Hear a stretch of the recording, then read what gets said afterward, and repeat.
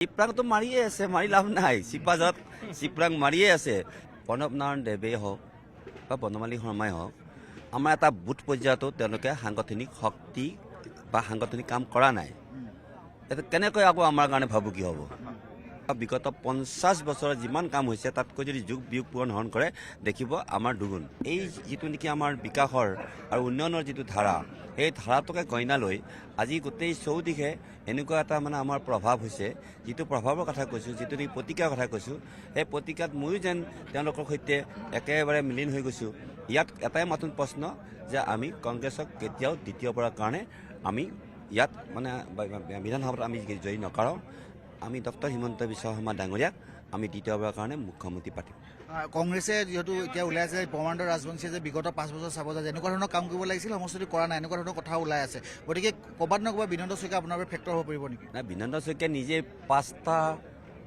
নিজে যেতিয়া 5টা টাৰ্ম বা কাম কৰিছিল, 5টা টাৰ্ম 5-15 বছৰ যেতিয়া আছিলে, তেতিয়াতো তেখেতেতো যিটো প্ৰতিষ্ঠান বিৰোধীৰ কাৰণেই মোক তালৈ পঠিয়াইছিল। সেই কথাটো তেখেতে ভালকৈ জানে। আৰু প্ৰতিষ্ঠান বিৰোধী শব্দটো আমি তেওঁ ক'লে নোহোৱাই। কিয় নোহোৱাই?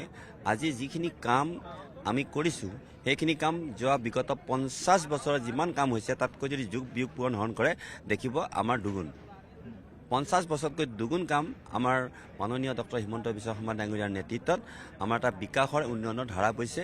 সেইখিনি আমাৰ চৰকাৰীভাৱে তথ্য মই প্ৰকাশ কৰিছোঁ। মই জানো যে সেইখিনি যথেষ্ট। সংকল্প কেনেকুৱা ধৰণৰ থাকিব? শিৱাজাৰক লৈ বিশেষকৈ কেনেকুৱা ধৰণৰ সংকল্প থাকিব? কি কাম কৰিম বুলি ভাবিছে আপুনি অনাগত যদি জয়ী হয় অনাগত দিনবোৰ মনত আছে? ইতিমধ্যে আমি যি ধৰণে সপোন ৰচনা কৰিছিলোঁ, সৰুতে একেবাৰে অসম আন্দোলন আৰম্ভ কৰাৰ পৰা আৰম্ভ কৰি আমি যেতিয়া দেখিলোঁ যে এটা সময়ত আমাৰ সপোনবোৰ ভাঙি চিঙি চুৰমাৰ হৈ গ'ল, আৰু তেতিয়াই ডক্টৰ হিমন্ত বিশ্ব শৰ্মা ডাঙৰীয়াৰ নেতৃত্বত যেতিয়া আমাক সেই সমষ্টিটোৰ উন্নয়নৰ দায়িত্ব দিবৰ কাৰণে যিটো এটা প্ৰচেষ্টা আমাৰ শীৰ্ষ নেতৃত্বৰ, আৰু তাৰপিছত আপোনালোকে মন কৰিব যে আমি এটা প্ৰণালীবদ্ধভাৱে চিপাঝাৰ সমষ্টি উন্নয়নৰ কাৰণে কাম কৰিছোঁ। আৰু উন্নয়নৰ কাম কৰোঁতে সকলো দিশতেই আমি এটা দিশ চোৱা নাই। কাৰণ আমাৰ সাংস্কৃতিকভাৱে যি বৈভৱৰ স্থলী আমাৰ চিপাঝাৰ, সেইখিনিও মই মন কৰিছোঁ। লোকশিল্পীসকলৰ ক্ষেত্ৰত মই কামখিনি কৰিছোঁ। অকল সেয়াই নহয়, আনকি আমি দৰঙৰ যিটো নেকি আমাৰ সভ্যতা সংস্কৃতি, সাহিত্য সংস্কৃতিৰ যিটো নেকি পুৰোধা ব্যক্তি, সেই পুৰোধা ব্যক্তিগৰাকীৰ নামেই হৈছে ধৰ্মনাৰায়ণ। ধৰ্মনাৰায়ণৰ ৰাজসভাখনেই আছিল আমাৰ অসমৰ ভাষা সাহিত্য সংস্কৃতি এটা প্ৰধান কেন্দ্ৰ। সেইটোকো আমি কি কৰিছোঁ যে সেইটোকো নতুন ধৰণে সজোৱাৰ কাৰণে, ঐতিহ্য ক্ষেত্ৰখন নতুন ধৰণে সজোৱাৰ কাৰণে মই আজি প্ৰায় 4 বছৰ ধৰি লাগি আছিলোঁ। আৰু সেই মৰ্মে আমাৰ ডক্টৰ হিমন্ত বিশ্ব শৰ্মা ডাঙৰীয়াই আমাৰ এছাম ব্যক্তি বিকাশৰ প্ৰচেষ্টাত আজি 50 কোটি টকাৰ সুন্দৰ এটা ঐতিহ্যমণ্ডিত যি ধৰণে আমি কৰিব বিচাৰিছোঁ, সেই ধৰণে তেখেতে সেই প্ৰকল্পটো অনুমোদন জনাইছে। উচ্ছেদৰ কথা কৈছোঁ, ক'ব যাওঁ তেতিয়াহ'লে গৰুখুঁটি উচ্ছেদ আপোনাৰ পৰা অসমত উচ্ছেদৰ আৰম্ভণি হৈছে বুলি ক'ব পাৰি। গৰুখুঁটিৰ পৰা উচ্ছেদ এতিয়া সমগ্ৰ অসমতে চলিছে। এতিয়াও চিপাঝাৰ এনেকুৱা অঞ্চল আছেনে য'ত উচ্ছেদ কৰিবলৈ বাকী আছে? আৰু এইবাৰ বিশেষকৈ মিয়া যিসকল আছে, মিয়াসকলে যিহেতু এইবাৰ বিজেপিৰ প্ৰতি নাৰাজ হৈ আছে, তেনে ক্ষেত্ৰত আপোনাৰ তাতো যদি মুছলমান ভোট যথেষ্ট আছে, গতিকে কেনেকুৱা ধৰণৰ হ'ব বুলি আহিছে?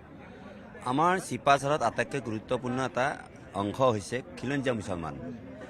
খিলঞ্জীয়া মুছলমান যথেষ্ট আছে, প্ৰায় 57,000 আছে।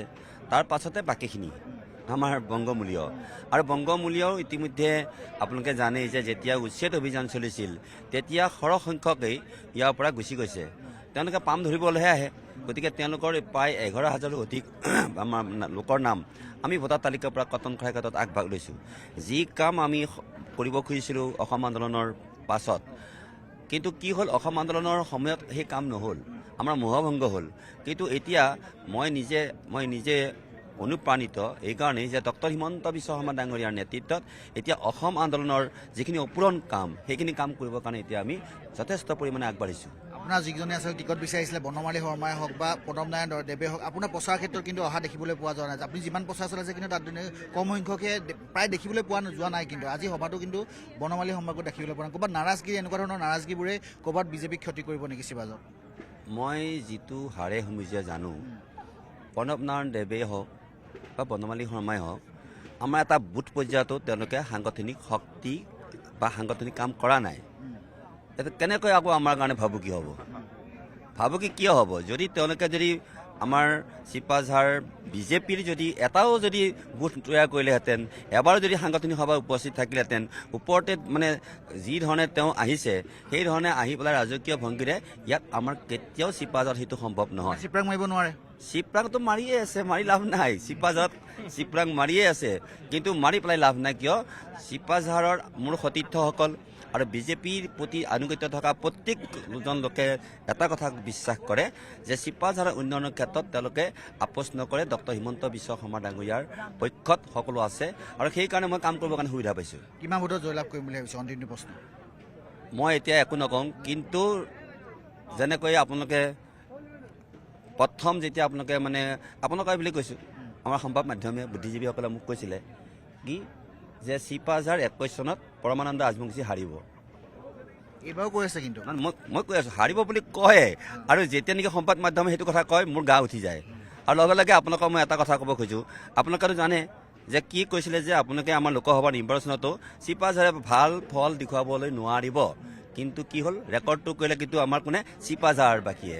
আৰু এইবাৰ মই কৈছোঁ যে অভূতপূৰ্ব ৰেকৰ্ডেৰে আপোনালোকে সাজু হৈ থাকক, যে আমাৰ চিপাঝাৰবাসীক ধন্যবাদ দিবৰ কাৰণে সাজু হৈ থাকক। তেতিয়া দেখিব যে কথাটো কি, কথাটো এটাই সত্য। আমি যি ধৰণে মানে তৃণমূল পৰ্যায়ত সংগঠনটো কৰিছোঁ, সেই সংগঠনটো কৰাৰ কাৰণেই কোনেও চিপাঝাৰ সমষ্টি মোৰ সতীৰ্থসকলক হিলাব নোৱাৰে। আপুনি বিচৰা বাতৰি পাব কেৱল নিউজ 18 এপত। নিউজ 18 এপ ডাউনলোড কৰিবলৈ স্কেন কৰক এই QR কোড। গুগল প্লে ষ্টৰতো পাব এই নিউজ 18 এপ।